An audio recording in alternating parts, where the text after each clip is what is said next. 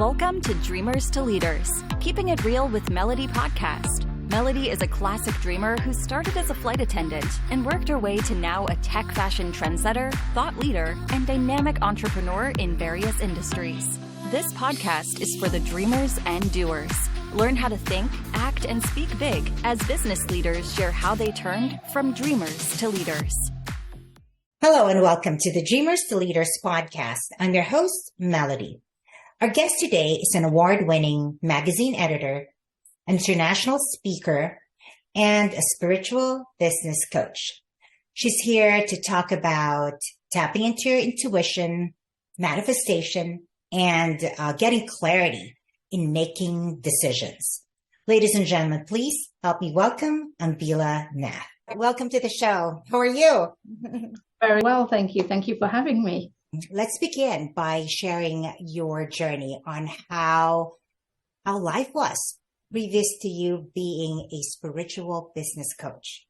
I live in the UK, so I graduated with a degree, went into the corporate world, made tons of money, went into management consulting, IT nerd. You wouldn't think spirituality in IT, but I am an IT nerd.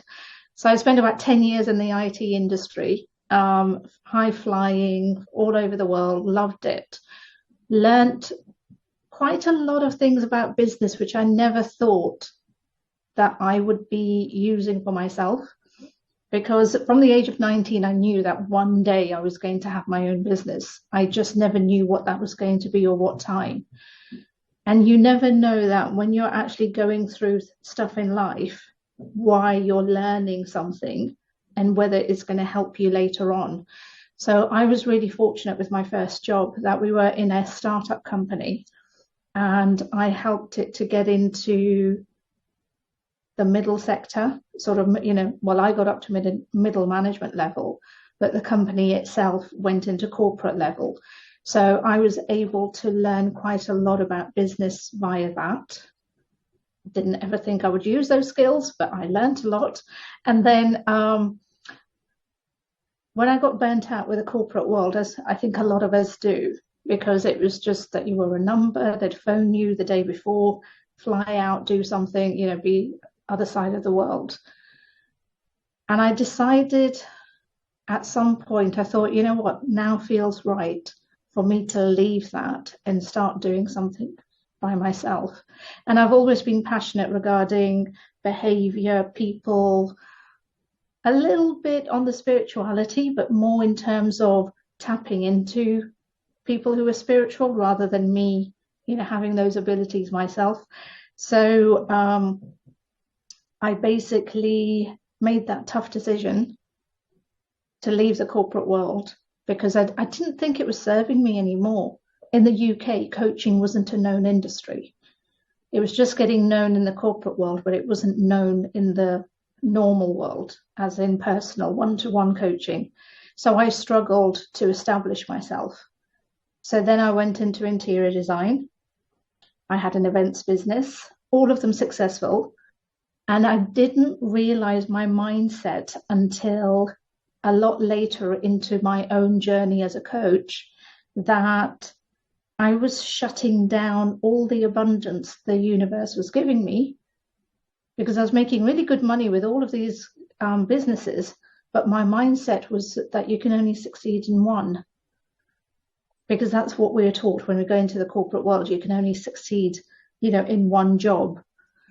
And with that mindset, I let go of all of my other companies in order to concentrate on coaching. So how did you end up saying, okay, enough of the business world or the corporate life, and you're going to, venture into your own and specifically hone into the spiritual business coaching?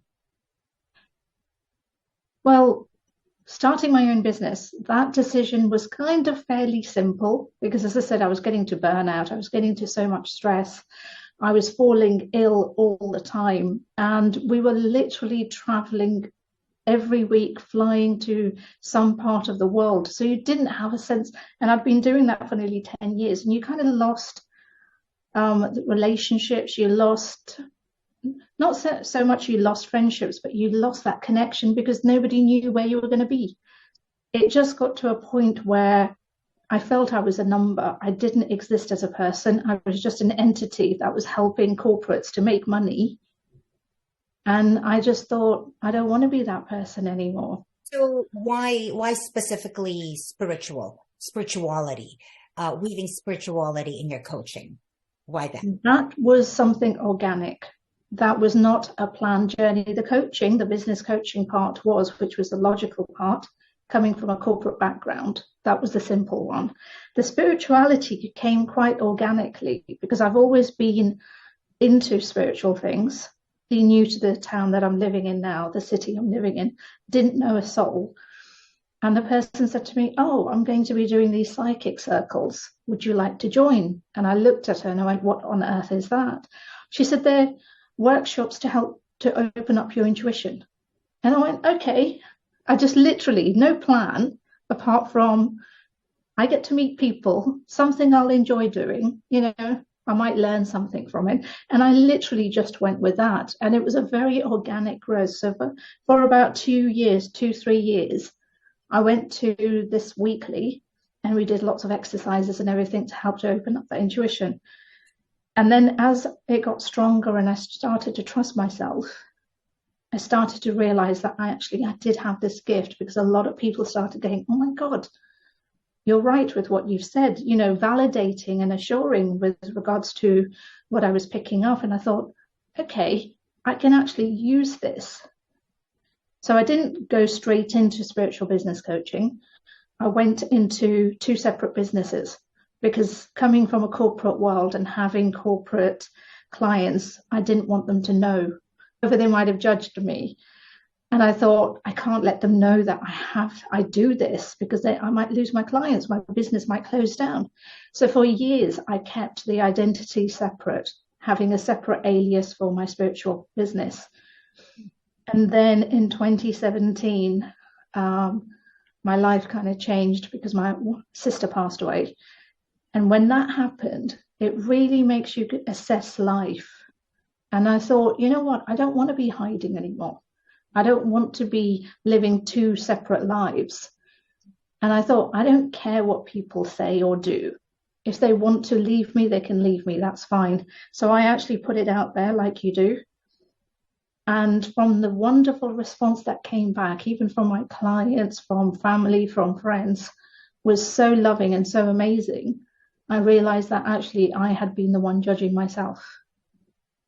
So when I let go of my own judgment and joined and merged the 2 businesses together, then all of a sudden things just started to fall in place and things started happening. But it still took me a little time to get the business model on how I could really serve my clients and what kind of package I could introduce or give them that would really help to benefit them. Ambila, spiritual business coaching, what does that really entail? So for your clients who seek you, what is the expectation and what do you provide them?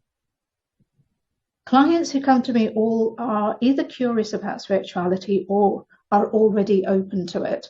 A lot of them have been following me, so nobody is surprised with regards to what I do. But how I work with my clients is that it's very strategic based, because I'm giving you business skills. So I work with startups or from 1 to 5 years in business, but people who have started in business as a hobby and not really been able to make it from a hobby to a actual full-time business. So those are the types of people that I work with and clients that I attract.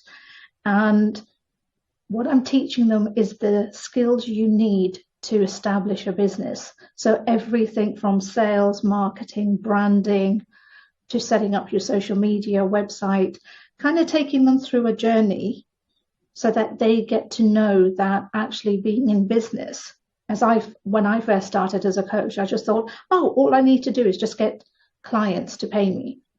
Nobody told me I had to do selling or website or branding or any of the other kinds of things that you end up doing when you're working for yourself.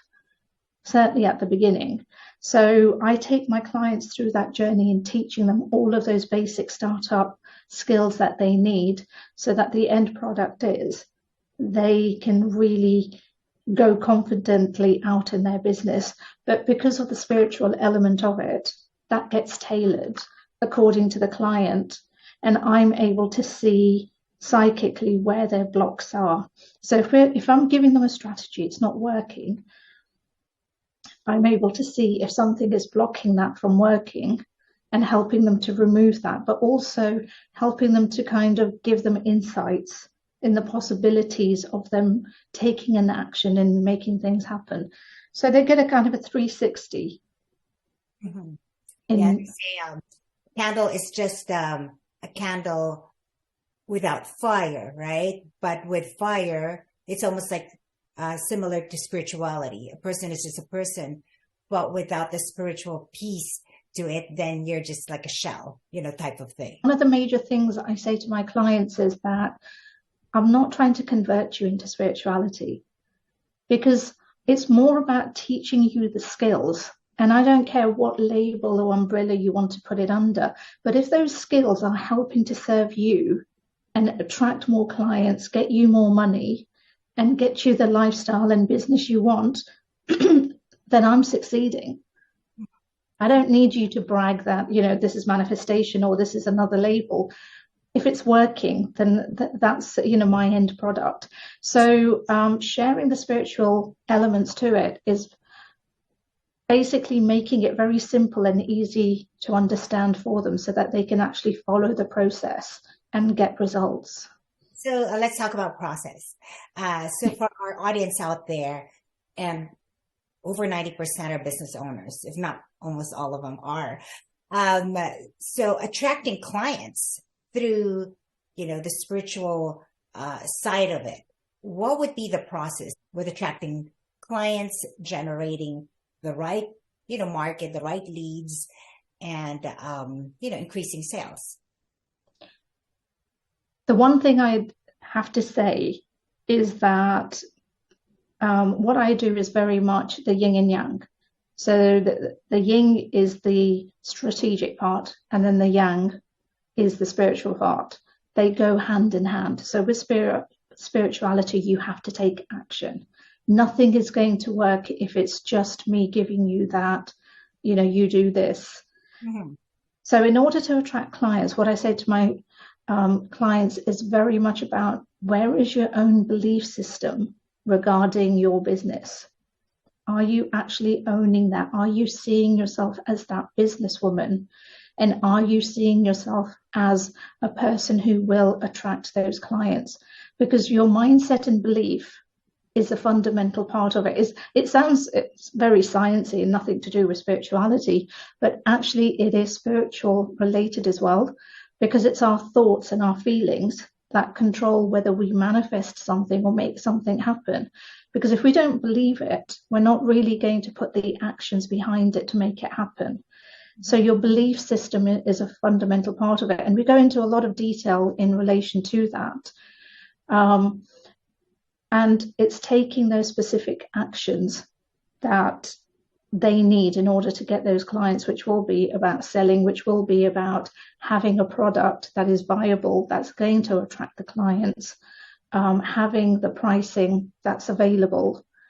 So it's kind of getting the right package and identifying who is it that you want, having that clarity. So we go through, it could be a vision board, it could be journaling. I leave it to my clients because everybody's creativity works in a different way. I'm very visual, so I'm all about the vision boards, but other people may be about the writing. So whatever it works, we go through a process of identifying what kind of client they want without any judgment, without any restrictions on whether those types of clients would actually work with them. Because when we're all starting off, we always doubt. It's all about building that self-esteem and belief in yourself. Mm-hmm. And that's basically the process we're going through. So it's building that inner belief and confidence. And once they have that, then they can attract any client they want. So listening to you, it seems like it truly starts with, the thoughts, your belief system, and mindset, right? And with all the different school of thoughts, with all the different types of coaching out there, and obviously I've met and dealt with, coaches of different industry.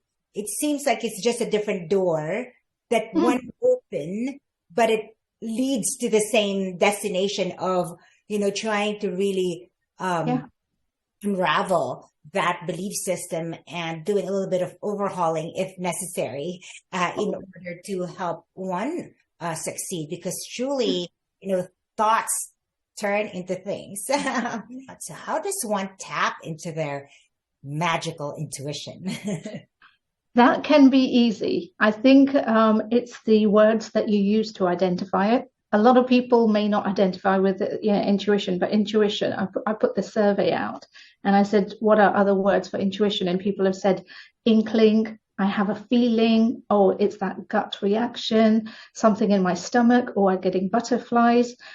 There are so many different words, but they're more or less describing the same thing. It's something within you that, and it's more of a feeling than a voice, that you just know without any doubt, completely 100% unconditional trust that this is right. So how That do you then, is what I identify as intuition. how do you channel yourself to tune in to that intuition, your inner, the whisper of the soul, as they say? It's there are different processes. Again, it's whatever is going to work for everybody. But you've got to, like with any muscle, you've got to practice it daily. So start noticing little signs, like everybody knows about the feathers. Everybody sees about the feathers, going, oh, the feather must be an angel, or numbers. Or if you've asked yourself a question and you're not getting an answer, start to really become conscious of, one, what it is you're asking. Two, I always say to my clients, if you write it in a journal or a book, pen to paper, I love pen to paper because it opens up the subconscious. Write out the question, and then whatever answer comes in as you're writing is basically you beginning to tap into your intuition giving you that answer. So look into the signals that you are getting. Signals may be things like you're listening to a song and all of a sudden a lyric or a line of a song really stands out and go, oh, okay, that makes sense. Oh, that sounds familiar. Or it has a meaning to you. That is one of the signs. Believing in yourself. So asking yourself questions, and then what I was saying regarding that feeling, testing out that feeling and how that feels for you. When you get it with unconditional trust, then you know that's right. When you have instant doubt, then you know that's not your intuition. That is your logic getting in the way.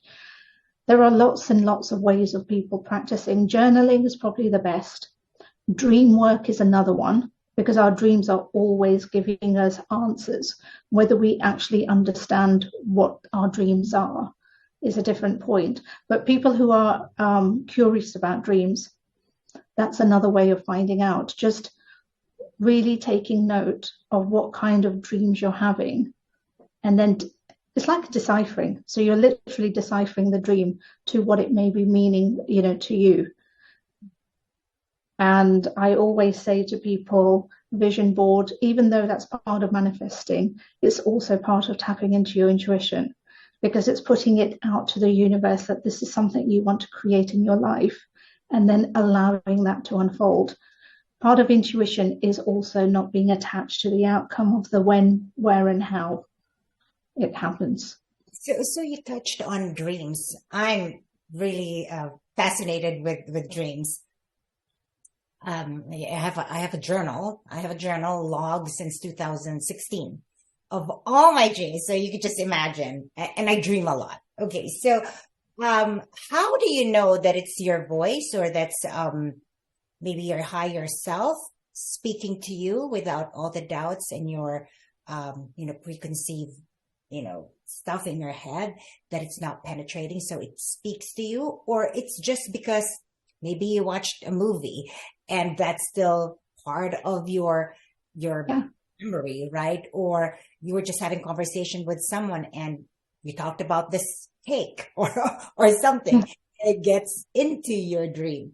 How do you know that that dream is a message, or it's just a replay of your fears, your thoughts, and what have you? It's like with anything, you have to use logic, you have to use common sense. So there people who go into analyzing dreams or even tapping into their intuition, it is about you learning to understand you, because ultimately that's what this is about. This is your inner journey to yourself. So the more you understand and beginning to trust yourself, the more you will know whether that dream actually means something to you. Because if you've, as I said earlier, if you've asked a question, universe, God, whatever you want to call it, it really doesn't matter. But if you've asked for a question because you want a resolution of something, a solution to something, but you're not getting an answer on the logical sense, and if something in the dream comes to you that feels, oh my God, yes, this will help to solve it, then that is the message. That is your intuition giving you that message. But rightfully, if you know that last night you watched TV till really late, or were reading a book, and then all of a sudden you've dreamt about the characters then you know that that's the book, or it's something you've seen in the news, and then that's come in your dreams. So it really is about sometimes logically going, yeah, that was X, Y, and Z that happened during the day. But not every dream is necessarily always a message. Some dreams are just dreams.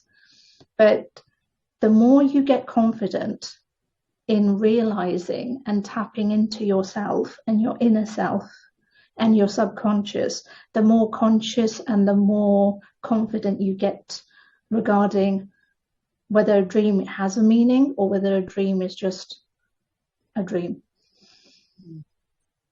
Good point.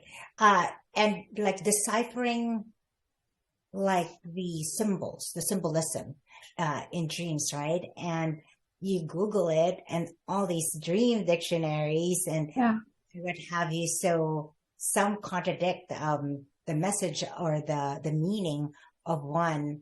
So I guess it goes back to what is it that you feel, what resonates. Yeah. Exactly. And I don't think, don't get me wrong, I'm not an expert when it comes to dream analysis, but I do know a lot about the subconscious and what my dreams mean to me. And I'm also one of those people who will end up Googling going, okay, what could that have meant? But one thing I've learned is that when you get a message, your dreams are not literal. Right. Yeah. So you've got to literally, it's like a jigsaw puzzle. You're deciphering what that can actually mean and translate, to you. So if you're seeing, a pathway or a lane, it's not actually meaning that it's a road, that's going to lead you somewhere. It just could mean, depending on what's happening in your life, that roadway is actually saying to you, you need to take action. It's a lot more straightforward than you're thinking. So it's about really looking more deeper into it and not taking it to be literal. So if you do want to tap into your intuition, you do want to tap into dream analysis, the more you work on it, the more you keep on taking action towards it and learning, the stronger and better you will get. So for me personally, if let's say a certain family member always appear in the dreams, and it seems like it's spot on with whatever it is that they're saying, after maybe 2 months or a year or so or whatnot. Why is that? Is that just a coincidence where, amongst all the relatives, this is the relatives that seems to appear? And somehow, even though I question, what does it mean? Why did he say this to me? Or what is that? Most of the time, I really don't know the answer, but it's just puzzling how, certain spirits Yeah. appear. When it comes to things like that, it's really looking into what was your relationship with that person when they were in this life. And does that bring any meaning to what's currently going on in your life? Because they could be there because they're giving you the reassurance that you are going to trust the message that is being delivered, rather than a complete stranger coming into your dream and saying, you know what, you need to move country and move house and, just pack everything. And you're like, no, I'm not going to listen to you. But if it's somebody you recognize, and then, you have a relationship with you completely trusted when they were alive, it was loving everything, and then they come to you, then you're more likely to kind of go, oh, okay, maybe I need to look into that. Right. And so spirits, or the types of spirits, will come to you according to what the message is, but also according to whether that message is something they're hoping that you're going to take note, or it could be going back to, the obvious dreams, that you've been thinking about them, that you were looking at their photographs, family photos and things, and that they were in the forefront of your mind, and then they just ended up appearing. It's really, again, going back to the basics. What is it that you were seeking in terms of a message that was actually delivered? And if the answer was that you weren't actually seeking anything, then it could just be that you remembered them, they appeared, or they were there delivering an actual message. So for our business owners out there who are confused like heck with all the coaches and with all the experts out there, how does one have clarity of, from all the choices that they are presented, that this is the decision that would be best for them and to go full force? How do you help your clients with all those confusing choices? I help them by the part of the process of what I'm teaching them is to actually begin to trust their intuition, to trust that feeling that we've just talked about. So in most entrepreneurs and business people, the reason why we're doing what we're doing is because we followed what wasn't the norm. We followed a feeling, we followed a thought, we followed something within us that said, I want to be my own boss. I want to have my own business. I don't want to be working anymore. And that was your inner voice, your intuition, something, that was bringing forward. So when you're in your business journey, it's learning to tap into that a lot more and trust it more. I always say, do your research. I'm very, I'm logical and practical based as well as spiritual based, but 90% of the people I've interviewed, I've spoken to, experts I've heard speaking, even the very top ones, most of them, they say that they trust the feeling more than the logic. They'll do the research as the background. They'll, make sure they're making a sound decision. But if after the sound decision, it feels right, they'll go with that gut feeling. And that's basically what I would say to people. If that feeling is 100%, you trust it, you don't doubt it, you don't have an attachment to it in the sense of the when, where, and how things unfold, 100% go forward with that. Nice. So also with gut, they say that's kind of the quickest way to the truth. So if you tap into it, that's when, with all the things that seem true, that could apparently be the real thing, but how to go through, research and whatnot. But once you feel it in your gut and it's like burning that this is it. Yeah. Even without all the PhD. It seems like exactly.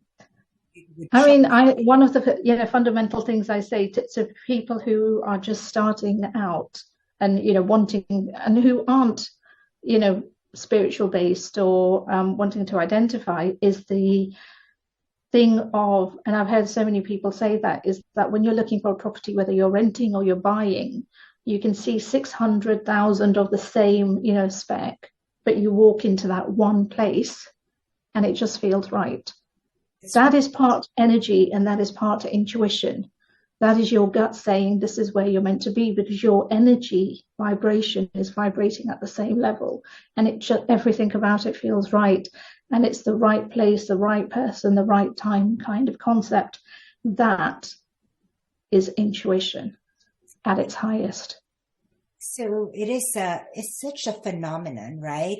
And it's hard to put, with all the logical people out there, all the most rational people out there, how do you explain that, right? Because it's true. You just know, Yeah. when it is, when it is maybe the right or the wrong thing. Yeah. But even the rational people will, at some point in their lives, have experienced something, maybe not to do with the house, but they will have experienced it. So even they, without using logic, can tap into it and not really scientifically be able to justify it. But they're just like, yeah, it just was right. And it worked out right. It was perfect. Yeah, I could name a lot of things that for a lot of people, they'd say, oh my God, their jaws would drop because it's like, it's unfathomable to do this versus that. But, you cannot argue with yourself or with your gut or with what your soul is clamoring for you to do, right? Yeah, exactly. I mean, a lot of people do. They're the ones who are, by no disrespect, stuck being employees, because we all come here with a mission. We all come here for some purpose. Some choose not to follow that purpose because the journey is never easy or simple. And it's easier to, they still have a brilliant lifestyle. They're perfectly content. They're absolutely happy. But I think the people who actually tap into and follow the path that they're meant to follow are the ones who ultimately will succeed, but also probably have the toughest journey as well, because they're really pushing themselves through all of those pain barriers and, everything that they've got to get through to the finishing line. So I'm actually going back to this book that I love. It's a book that I read 2018. And I'm just leafing through the pages and oh my God, you'll see a lot of highlights. You'll see a lot of, look at page this, page that, and, nuggets that are all on the first page.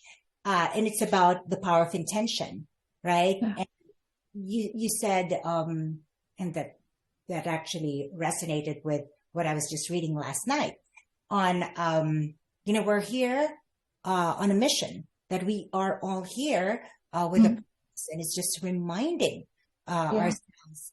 And I love this affirmation of I am here on purpose, and it is to accomplish anything that I desire by being in harmony with all the providing creative force in the universe. So if that's kind of your thing, to just put you back in your intention, whatever it is, and to that, you're here for a purpose.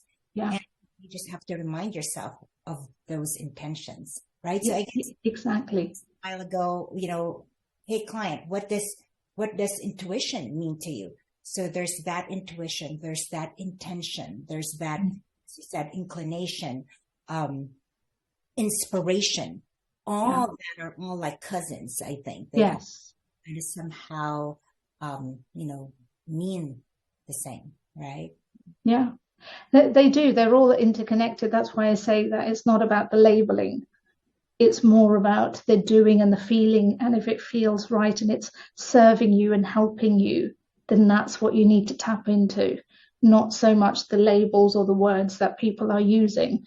Universe, God, angels, to me, they encompass the same similar thing. Right. It's a higher force, higher energy that's serving us, helping us. And if you're able to tap into that, use that, understand its messages, and it serves you and it's giving you the life and business you want, then yeah, I would say that you're on the right path. And I agree with you that it's there's no right or wrong, because it's your journey. It's the journey, right? Exactly. And even if you take a wrong path, you're not going to know it's the wrong path until, a lot further down. But it's, again, what do you do with that path? Do you learn as you go forward so that the next path is easier and better? Or do you repeat and keep continuously going down that path? So every single thing we do, every action we take, it's always a learning. And the universe is always testing us to see, have you learned? Have you learned? Do you need to keep... Classic is a repeating. If you're repeating, you're not learning. Yeah. As a matter of fact, for those who meditate, they say part of what you would start to put as an intention before you meditate is, help me learn or know what I need to learn. Right. Yeah. And kind of show it to me. And for those that are stubborn, and I'm one of those, I'm super stubborn. Sometimes all the symbols are there and I'm thinking, I think that's the message or whatever. But the stubbornness is just so crazy. Yeah. And I guess, how do you help people like that where, oh my God, what else do you want to know? It's already like blatant. Well, that's what, a lot of coaches would identify as blockers, self-sabotaging, and be fearful, and your belief system. So they kind of fall into one of those three categories of, what you may be going through. And as coaches, we are quick to handling that. So if it is your belief system, then we're going to be working with you and going, okay, when did this first start? Because everything starts either, within our childhood, adolescence, parents, or love. It's going to fall into one of those four major categories. So it's kind of finding where that root sprouted from and then helping to pull that root out so that you can kind of move forward. And then we're helping our clients also identify whether they're actually self-sabotaging, because a fear, which is the old belief, that they haven't worked through, that comes back again and stops them from manifesting or creating those abundance of clients or that money, because they're actually feeling they don't deserve it, because they could have a story attached to it where having clients or having the money they wanted actually meant that they would lose something else. They have to work 10 times harder than anybody else to deserve it. So everybody is caught in some kind of story or self-doubt. So it's helping our clients to identify. A lot of the work I do, as I said, is very strategic based, because it's about personal growth.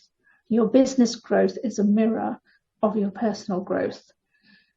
And the more you work on yourself, the stronger you're making the foundations, and the easier it is for you to succeed in the material world, because it's all about attracting that abundance and allowing things to happen in your life to be created. They say that everything that you want, you came into this world to experience it. So it's really there. But as I said, it's tapping into that belief that it's really out there. It's really out there for you. And it's just a matter of aligning yourself, your belief, your energy to that you desire, right? Ask and you shall receive. Yeah, I was actually listening to Louise Hay this morning, and she said it so well. And she said, and I use this analogy quite a lot, that we are a radio wave. Our frequencies are radio waves. We're unique in what we want to attract. And Louise Hay said that when you're tuning a radio, we've got billions of waves, different stations, different languages worldwide, but there's one particular station you're looking for. So until you find that station, you're just going to keep on going and going and ignoring all of the other radios. and frequencies and stuff. And then you find the pop or jazz one that you want and you're tuned into that. Now, if you think of that as our energy and what we want to create, there are lots of frequencies around us that we don't want. And that might be people, environment, negativity, and lots of frequencies we do want, which is the good stuff. So it's learning to tune out the things that aren't working for us and tune into the things that we do want to be working for us and attracting into our lives. So if you kind of start to think of it as a frequency, like a radio, then sometimes for, especially my clients, it helps them to visually think, okay, that's what I need to be doing with my energy, attracting more of that. And that's why I think once we understand this, we really have to be very intentional, right? Yeah. Intentional that, we catch our thoughts, because the thoughts can go haywire. Yes. Right? Wow. Make sure that we are purposeful in our intentions to get to whatever it is that you really want, because otherwise you're going to be sucked in. Exactly. That you don't really want. Yeah, Deepak Chopra once said that we think 10,000 thoughts a day. 95% of those thoughts are thoughts we've had yesterday, day before, year, century, however long before. And 5% of those thoughts may actually be new thoughts that we just had today. Now, if you think of that, 95%, when I came across this, I did a lot of extensive work on this, and I teach my clients as well. Start to think of your thoughts like your wardrobe. You clear your wardrobe, you sift through your wardrobe in terms of clearing things that don't fit you, things that are torn, things that you don't want anymore, things that you do want to keep. You do that on a regular basis. But nobody teaches us to do that with our thoughts. We're teaching people to declutter their homes, to declutter their computers, their files, their phones, but nobody is really plugging and saying to people, do that to your thoughts. And when people start to do that, their thoughts, they start to realize consciously what they're actually thinking. And the voice within that is always putting you down. Everybody has that critical voice. Even I have a critical voice. Because it doesn't matter what level we get to. We can get to Richard Branson, Tony Robbins level. But there'll always be a voice that we're working on. Because as we up level, so does our voice. Because we're constantly breaking through to the levels. Mm-hmm. But the more we become conscious of that voice, the more we can take the power back. The more we can stop that thought and change that thought. Because that's a wonderful human thing. We can change our thoughts. Yes. I agree. That's why, because of that 10,000 thoughts, right?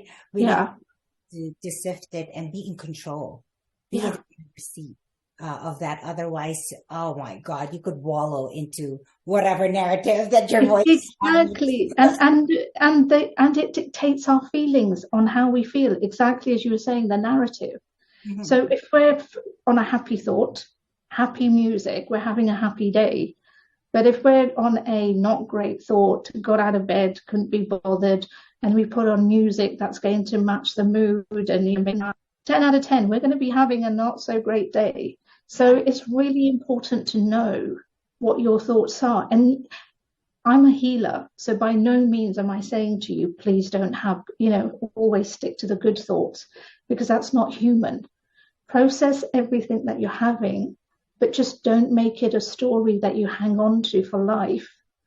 Give it the time, give it the respect, but then learn to let go and move forward as well. Okay. So I also like what you said, no one's here to convert anyone. You know what I mean? You do type of thing. And for all our listeners out there, sticking to the theme of our show, Dreamers to Leaders, and we want to excel with what we do. And part of excelling is really just being open, being curious, right? And no judgment. You know what I mean? Don't judge others. Don't judge yourself. And that's how I think you will open up to what truly would resonate to you and again, going back to your journey. This is your journey. So yeah, exactly. So take what you hear and run with it, right? Exactly. And as leaders, we need to take responsibility for everything that we are doing, and our thoughts are part of that. Everything we are doing. It's not just our actions, but it's our personal growth, our own development, and the life that we want to create. So that is one of the fundamental things of being a leader, that, Great. we need to do all of those things. And Ambila, for our audience out there who want to learn more about you, what is the best way for them to reach you? So simple. Just get the spelling of my name right and you will find me everywhere. My website is ambilanath.com, but if you want to reach me really quickly, then I'm really, really easy to reach on Instagram, and my Instagram handle is ambila_nath. So you'll be able to get me via that, but I'm also on LinkedIn and Facebook, but Instagram is probably the key way of getting in touch with me. Thank you so much for sharing. I had fun, chatting with you and, tapping into that, to the other part of this whole ecosystem of success. You know what I mean? There's also that part that most people would rather not talk about, but hey, you know what? It's there and it's good to learn and maybe tap into. Thank you for having me. Show, Ambila, wishing you continued success. Thank you so much, and thank you for having me. And for all our dreamers out there, keep believing. You got this. Till next time.